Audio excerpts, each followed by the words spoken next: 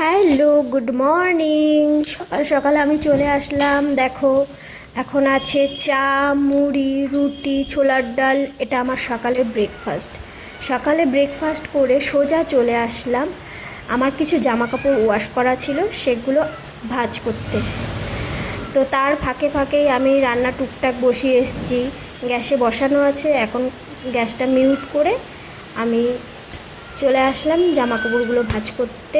কারণ একবার না ভাঁজ করলে এরকম করে জমতে জমতে অনেকখানি হয়ে যায়, তখন খুব খাটনি হয়, আর তখন আর ইচ্ছাও করে না। তোমাদের সাথে কথা বলতে বলতেই আমার দেখো জামা কাপড় ভাঁজ করা ডান।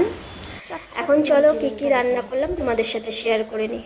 এখানে ফুলকপি ভাজা আছে, গাজর আলু ভাজা, শাক আছে, আরও কত কিছু। এঁচড়ের রসা হয়েছে। তার ফাঁকে আমি বেলের শরবত করে বেলের শরবতটা খেয়ে নিলাম।